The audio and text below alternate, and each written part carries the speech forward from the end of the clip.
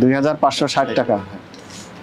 তাহলে এটা তো সাধারণ ভোক্তার পক্ষে কখনোই জানা সম্ভব না। আপনাদের গোপন কোড ও মানে হচ্ছে 2, এন হচ্ছে 5, ইউ হচ্ছে 6, আর 0।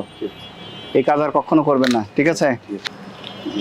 তাহলে আপনি 1250 টাকা কিভাবে নির্ধারণ করলেন? কে নির্ধারণ করে দিল?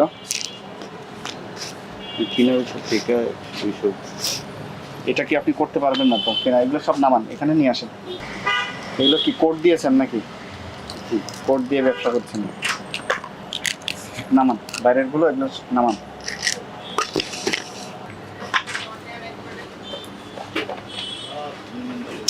সব এই যে, তাহলে আপনার এখানে কি পেলাম বুঝতে পেরেছেন?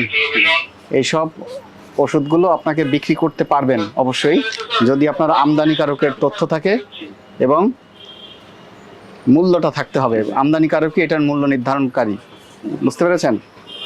ওষুধ একটা মানে অত্যন্ত জনগুরুত্বপূর্ণ, এবং এই জিনিসগুলো যদি আপনারা এরকমভাবে কোড দিয়ে নিজেরা এইভাবে করে গোপন রেখে ব্যবসা করেন তাহলে তো এটা হবে না। তো ঠিক একইভাবে এইসব জিনিস আপনারা নিজেরা দাম বসাবেন না, বুঝতে পেরেছেন?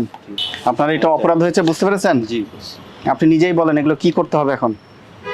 এগুলো এখন থেকে রাখবো না। রাখবেন না। যদি রাখেন ইম্পোর্টারের সিল থাকতে হবে, এমআরপি থাকতে হবে। আপনি যে নিজেই বলছেন এটা কত করে দাম বলেন? দেখেন আপনার কোড দেওয়া আছে, কোড দেখে বুঝতে পারবেন। 2600 টাকা। এটা কিভাবে বুঝলেন? এই কোডে কি বোঝাচ্ছে? ও ওতে কত?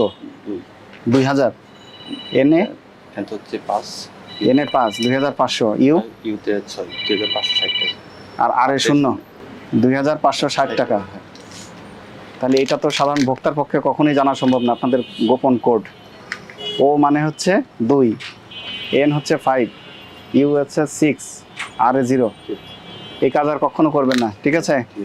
আমদানিকারকের সিল রাখবেন, ইম্পোর্টারের সিল, এবং ওনরাই হচ্ছে এটার দাম নির্ধারণ করে দিবে। আপনি কিনেছেন কত দিয়ে? আমি কিভাবে বুঝবো এখন? এটা আমাদের কিনা।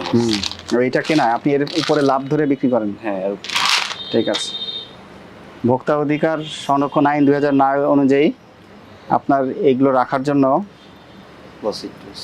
1 বছরের কারাদণ্ড অথবা 50,000 টাকা জরিমানা অথবা উভয় দণ্ডের বিধান রয়েছে। তো আপনি আপনার অপরাধ স্বীকার করেন? জি জি জি। অঙ্গীকার করছেন আর করবেন না এটা কখন? আপনার অঙ্গীকারের ভিত্তিতে এবং আপনার অপরাধকে আমলে নিয়ে আজকে সতর্ক করে 20,000 টাকা জরিমানা করছি, ঠিক আছে? জরিমানা পরিশোধ করবেন আর এগুলো সব সরিয়ে ফেলবেন।